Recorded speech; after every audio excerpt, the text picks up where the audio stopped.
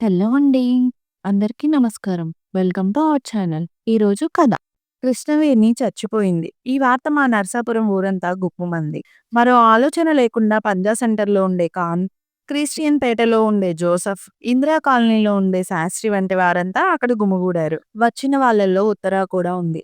మౌనంగా నిలబడి కృష్ణవేణినే చూస్తోంది. ఆమె చుట్టూ నిలబడి ఆమె శవాన్ని చూస్తూ, ఎక్కిళ్ళు పెట్టి ఏడుస్తున్న వారిని చూస్తుంది. కృష్ణవేణిని మొదటిసారి కలిసిన ఘట్టం ఆమె మనసులో మెదిలింది. హైదరాబాద్‌లో జర్నలిజం కోర్సు చేస్తూ, సెలవులకు నర్సాపూర్ ఎక్స్‌ప్రెస్‌లో నర్సాపురంలో ఉన్న తన మేనమామ వద్దకు బయలుదేరింది ఉత్తర.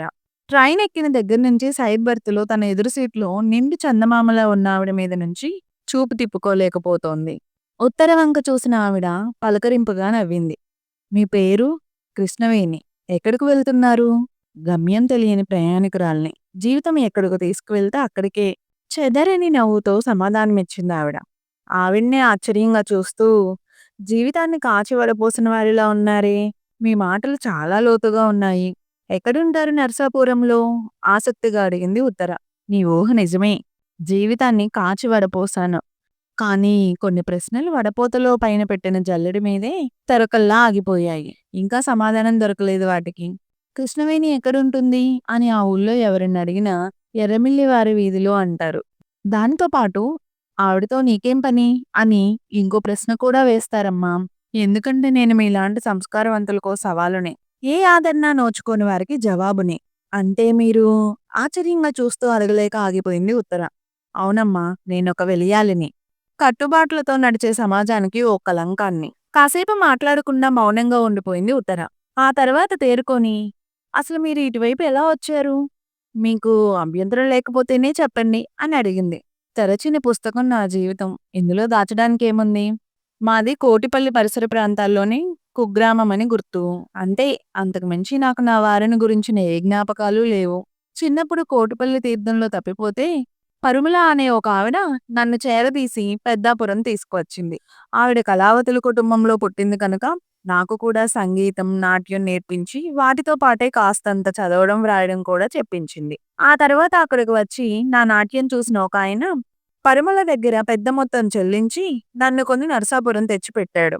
ఉండడానికి నాకు ఓ ఇల్లు రాసిచ్చాడు. కానీ అనుకోకుండా ఒక ప్రమాదంలో ఆయన మరణించడంతో నేను దిక్కులేని దాన్నయ్యాను. ఊరందరి కళ్ళు నా మీద పడ్డాయి. తప్పనిసరి పరిస్థితుల్లో ఇంకా ఈ వృత్తిలోకే దిగక తప్పలేదు. ఆమె కథంతా విని భారంగా నిట్టూర్చింది ఉత్తర. కాసేపటికి, "మీరు తప్పుగా అనుకోనంటే ఒక మాట అడుగుతాను. అంతో ఎంతో చదువుకున్నారు కదా! ఏదో ఒక కాయ కష్టం చేసుకొని బతికితే ఇంతకన్నా గౌరవంగా ఉండేది కదా!" గలగల నవ్వింది కృష్ణవేణి. "నేను నిన్నొక ప్రశ్న అడుగుతాను. జవాబు చెప్తావా? అసలు పెళ్ళాలుండగా కొంతమంది మగవాళ్ళు నా వంటి వారి వద్దకు ఎందుకు వస్తారు? కేవలం దేహకాంక్ష కోసమని అనుకుంటున్నావా?" "నాకు తెలుసు అంతే." టక్కున బదులిచ్చింది ఉత్తర. "నేను చూసినంతలో అయితే కాదని ఖచ్చితంగా చెప్పగలను. ఉదాహరణకు నా దగ్గరికి వచ్చిన శాస్త్రి అనే ఒకాయన భార్య విపరీతమైన మొండితనం, అసూయ కలిగినది. ఏదీ ఓర్వలేదు. ఏదో కారణంగా భర్తతో గొడవ పెట్టుకొని గత 22 ఏళ్లుగా అతన్ని కనీసం తాకలేదు. అప్పటికే పుట్టిన పిల్లల్ని సమర్థించుకుంటూ ఆయన జీవితం వెల్లదీస్తున్నాడు. అతను మనిషే కదా! కాస్తంత ప్రేమ, ఆప్యాయతకు నోచుకోడా? కష్టం చెప్పుకోవడానికి ఓ తోడు కోరుకోడా? అసలు ఒక మనిషి 22 ఏళ్లుగా సాటి మనిషి స్పర్శ కోసం, చిన్న ఓదార్పు కోసం, కాస్తంత ప్రేమ కోసం పరితపించిపోవడం ఏమిటి? మనం ఎటువంటి సమాజంలో బ్రతుకుతున్నాం?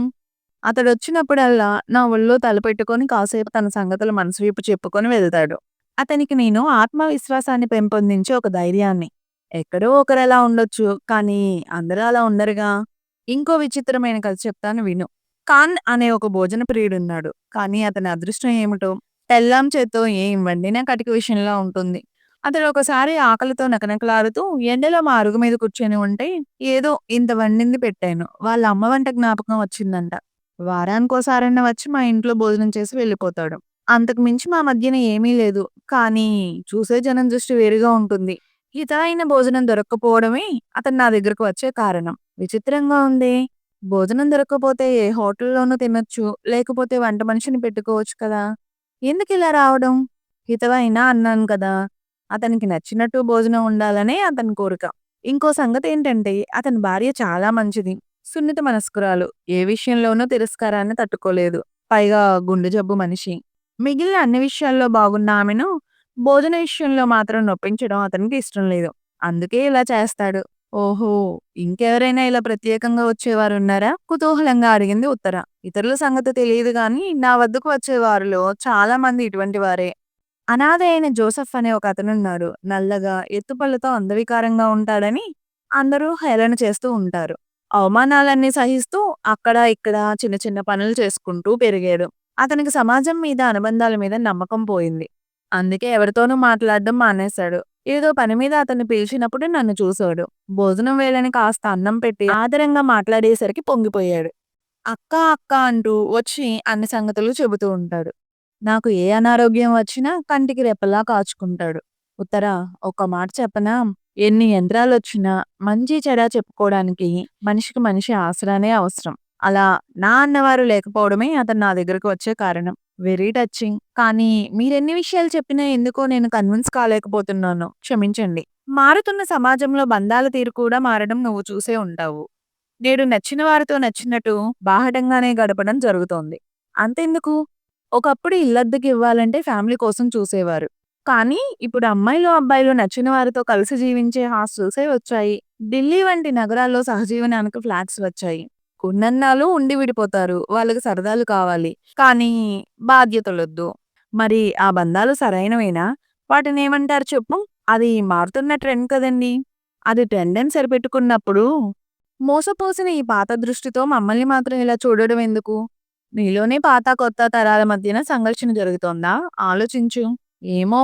అవుననే అనిపిస్తోంది. సమాజానికి తాను చేసే తప్పులు ఒప్పుకోవడం రాదు. అన్యం పుణ్యం ఎరుగని నా వంటి పసిపిల్ల తీర్థంలో తప్పిపోతే వేసి గృహం పాలు చేసిన స్వార్థం గుర్తుకు రాదు. అహాలు, పంతాలు, వ్యక్తిత్వాలతో నూరుపోసి శాస్త్రుని ప్రేమరాహిత్యానికి గురి చేసిన జాడ్యం గుర్తుకు రాదు. వంటరాని భార్యతో కాన్పడే ఆకలి గుర్తుకు రాదు. నా అన్నవారు లేని జోసెఫ్ వేదన గుర్తుకు రాదు.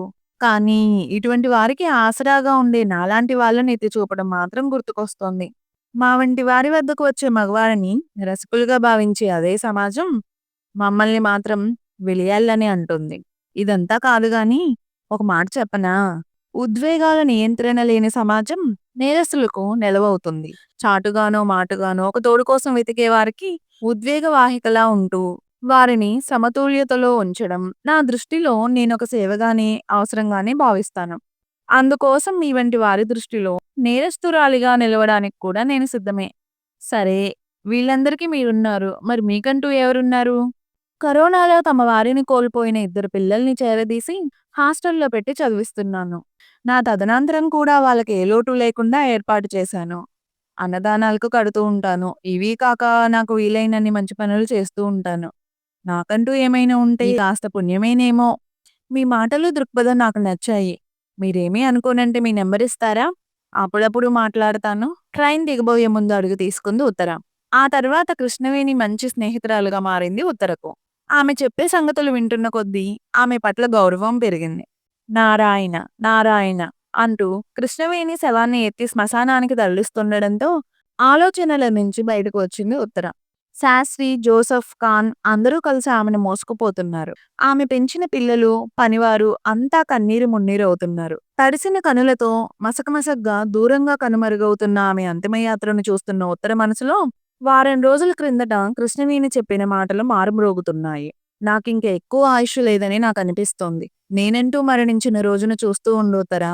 కులమతాలకు అతీతంగా ఎంతమంది ఇక్కడికి వస్తారు? ఎంతమంది ఇక్కడికి వస్తే సమాజంలో అంతా అసమతుల్యత ఉన్నట్టు, అంత ప్రేమరాహిత్యం ఉన్నట్టు, అన్ని జాడ్యాలు ఉన్నట్టు, అంత పీడించడం ఉన్నట్టు, ఇవన్నీ ఉన్నంత కాలం మనిషికి మనిషికి మధ్య దూరం అగాధంలా పెరిగిపోతున్నంత కాలం ఆ రోగాలకు ఔషధంలా నా వంటి కృష్ణవేణిలు ఎక్కడో పుడుతూనే ఉంటారు. Thank you for watching this video. మీరు ఫస్ట్ టైం మన ఛానల్ చూస్తుంటే సబ్స్క్రైబ్ చేయడం మర్చిపోకండి. ముందు ముందు మంచి మంచి స్టోరీస్ అప్లోడ్ చేస్తాను మీరిచ్చే ప్రోత్సాహంతో. మళ్ళీ కలుద్దాం మరో మంచి స్టోరీతో.